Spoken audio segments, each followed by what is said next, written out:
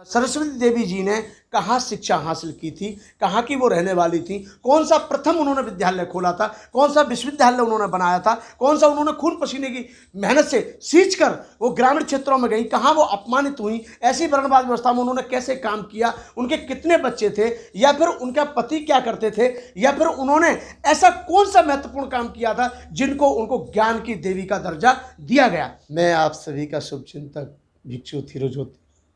सर्वप्रथम मंगल कामना करता हूँ तथागत सम्यक संबुद्ध से आपका जीवन सुखी संपन्न कुशल रहे। और जैसा कि बड़े पैमाने पर हमारे देश में कोरोना जैसी महामारी बीमारी आई, जिसमें लोगों ने चमत्कार को भी परोसा, विश्वास को भी परोसने का प्रयास किया और समय समय पर पूजा पाठ का भी सहारा लिया, कहीं ना कहीं अंधश्रद्धा को भी बढ़ावा दिया गया, कहीं ना कहीं जादू टोना टोटके ऐसे भी प्रयास किए गए। सरकार ने तो थाली और ताली बजवा करके कोरोना को भगाने का भरसक प्रयास किया, लेकिन जैसे तैसे अभी कोरोना थोड़ा काबू में आता जा रहा है। ये लोगों का अपना प्रयास रहा, लोगों ने भारत सरकार की गाइडलाइन को माना जरूर, लेकिन कहीं ना कहीं उन्होंने खुद अपने आप को कोरोना से बचाने के लिए बहुत कठोर नियमों का पालन किया और वो लोग स्वास्थ्य उनका ठीक रहा और आगे भी उनका स्वास्थ्य ठीक रहे, ऐसी मैं मंगल कामना करता हूँ। हमारा देश बहुत बढ़िया देश है, प्यारा देश है, खूबसूरत देश है, नाम भी बहुत इसका प्यारा है, भारत। तो मेरे प्रिय धर्म बंधुओं, मेरे प्रिय साथियों, हमारे देश में बड़े बड़े सूरवीर, बड़े बड़े महान पुरुष पैदा हुए जिन्होंने अपने अपने क्षेत्रों में बढ़ चढ़ के काम किया। किसी ने शिक्षा के क्षेत्र में काम किया, तो किसी ने आडम्बर के बाद जो आडंबरवाद है उसको हटाने के लिए काम किया, किसी ने चमत्कार नमस्कार जो टोटका इनको भगाने का काम किया, तो किसी ने लोग जो बेचारे अशिक्षित थे उनको शिक्षा देने का भी काम किया। ऐसे ही हमारे बीच में ऐसे अनगिनत साधु संत सूफी हुए, खास तौर पर बहुजन समाज में, चाहे वो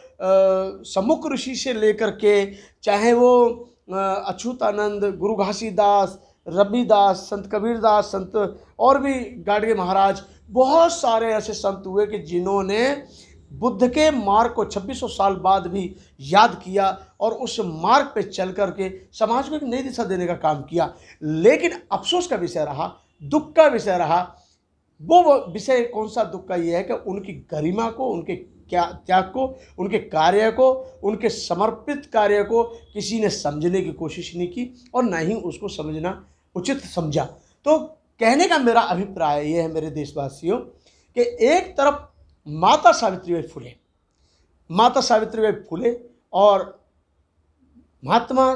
ज्योतिबा फुले, ये दो ऐसे शख्सियत हुए जो माता सावित्रीबाई फुले थीं। जब वो शिक्षा का प्रचार और प्रसार करने के लिए जाती थी, अंधविश्वासी समाज को, अशिक्षित समाज को शिक्षित करने का जब काम करने लगी थी, तो उनका घोर तरीके से अपमान किया गया। बहुत गंदी गंदी चीज़ें फेंकी उनके ऊपर जाती थी, अपशब्दों का प्रयोग किया जाता था, अपमानित पूरी तरह से किया जाता था। लेकिन उस अपमान भरे शब्दों को भी पीने के बाद, बहुत ज़्यादा अपमानित होने के बावजूद भी उन्होंने एक रूढ़वादी व्यवस्था को हटाकर शिक्षा की ज्योति जलाने का काम किया और बंजर खेती में बीज रोपने का काम किया। और कारण है कि हमारे भारत की प्रथम शिक्षित महिला माता सावित्रीबाई फुले, जिन्होंने अपना पूरा जीवन समाज के लिए, देश के लिए लगा दिया। लेकिन अफसोस की बात यह है कि आज भी विद्यार्थी और विद्यार्थियों को पढ़ाने वाले जो हमारे शिक्षक और शिक्षकों को चलाने वाली जो कॉलेज, यूनिवर्सिटी जो है, स्कूल्स और स्कूलों को चलाने वाले कहीं ना कहीं उनके चेयरमैन और चेयरमैनों को बनाने वाली कहीं ना कहीं सरकारें आज भी माता सावित्रीबाई फुले को शिक्षित रूप में तो स्वीकार करती हैं, लेकिन उनको शिक्षिका तो मानने को तैयार हैं, परंतु उनको आज भी भारत रत्न दे करके सम्मानित करने को तैयार नहीं है और आज तक अभी उनको किया भी नहीं है। मेरे प्रिय देशवासियों, जिसको जो सम्मान मिलना चाहिए, उस सम्मान का जो व्यक्ति अधिकार है, जो हक रखता है, जो उसको लगता है कि उसको सम्मान मिलना ही चाहिए। लेकिन अफसोस का विषय है कि यहाँ की वर्णवाद व्यवस्था, यहाँ की जातिवाद व्यवस्था इतनी घिनौनी सोच रखती है कि अगर वो बहुजन समाज में जन्मा हुआ व्यक्ति है, चाहे उसने कितना ही बड़ा महत्वपूर्ण काम किया हो, लेकिन उनकी नज़र में वो बहुजन समाज का ही आदमी बनकर रह जाता है, कहीं ना कहीं अछूत ही बनकर रह जाता है, कहीं ना कहीं शुल्क कास्ट का ही बनकर रह जाता है। उसको वो विचारों से नहीं आंकते हैं, उसके ज्ञान से उसका आंकलन नहीं करते हैं, उसके जो उसके पास में उसका जीवन था, जीवन उसने समाज को दिया, देश को दिया, उसका मूल्यांकन नहीं करते हैं। सिर्फ यहाँ जाति का मूल्यांकन किया जाता है। एक बार अभी वीडियो वायरल हुआ था, बहुत पहले, काफ़ी बड़े पैमाने पर चला, हमारे राष्ट्रीय कवि राहुल नागपाल जी ने, उन्होंने भारत रत्न के बारे में बताया था विस्तार से, सभी के बारे में। यानी कि बाबा साहब डॉक्टर अंबेडकर को भी कितने दिनों बाद भारत रत्न मिला, और कुछ लोगों को या जीते जी या भारत रत्न मिल गया।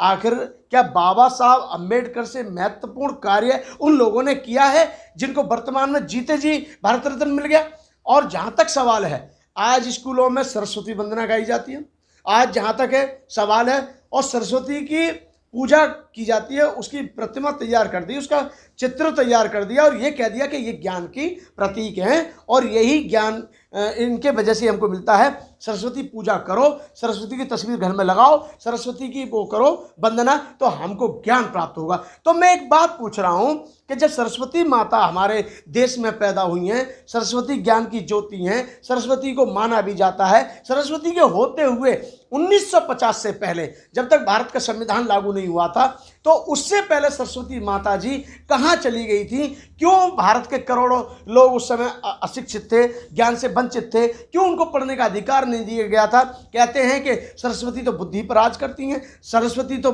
मस्तिष्क पर सवार होती हैं, सरस्वती को तो जिसने पूज लिया उसने तो समझ लो कि ज्ञान की ज्योति अपने अंदर समावेश कर ली। तो ऐसी मनगढ़ंत कहानियां, ऐसा अंधविश्वास, ऐसा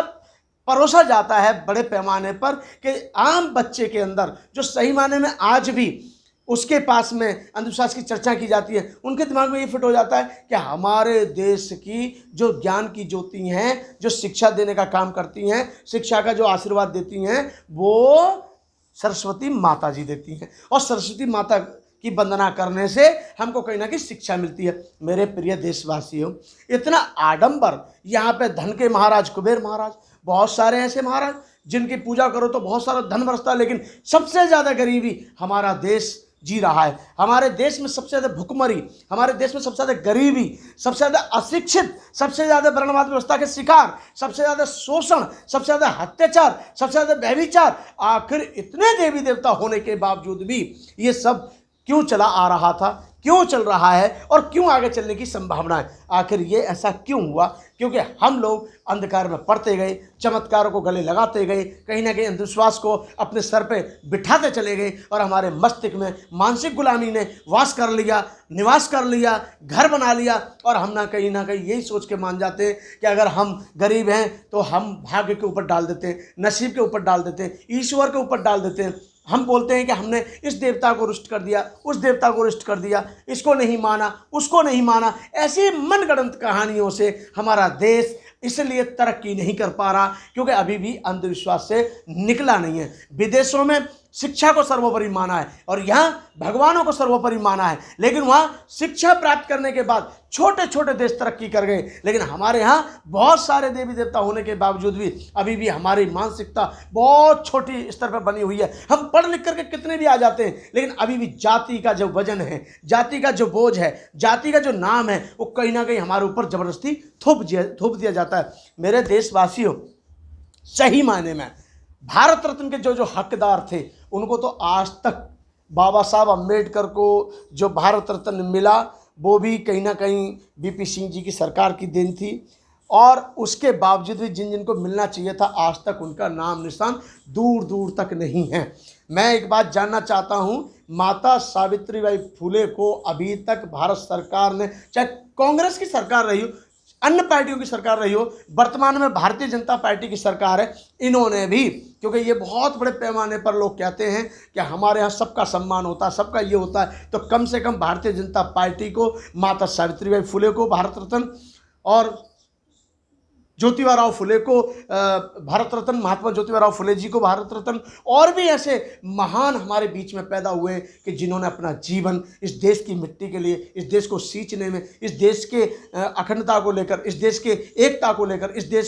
देश में सुख शांति की स्थापना करने को लेकर अपना जीवन अर्पित कर दिया। उनके कार्य को हमें समझना चाहिए और मुझे पूर्ण विश्वास है कि आने वाला समय जो जैसे जैसे अपने अपने समाज के जितने भी महापुरुष हैं जो बहुजन में जन्मे हैं, जैसे जैसे उनको ज्ञात होता चला जाएगा, मुझे पूर्ण विश्वास है कि एक ना एक दिन ऐसा आएगा कि अंधविश्वास दूर हो जाएगा और माता सावित्रीबाई फुले की योग्यता को, माता सावित्रीबाई फुले की ज्ञान को, माता सावित्रीबाई फुले के जीवन को जरूर लोग समझने का काम करेंगे। ये जब तक चल रहा है, जब तक लोग अभी अंधश्रद्धा के चुंगल में फंसे हुए, और कहीं ना कहीं हमारा बहुजन मीडिया इस कार्य को कर रहा है कि चुंगल से निकालने का काम जो कर रहा है, अंधविश्वास से दूर करने का जो काम कर रहा है, सही बात को पहुंचाने का काम कर रहा है, सही दिशा देने का जो काम कर रहा है, वो सभी के सब साधुवाद के पात्र हैं।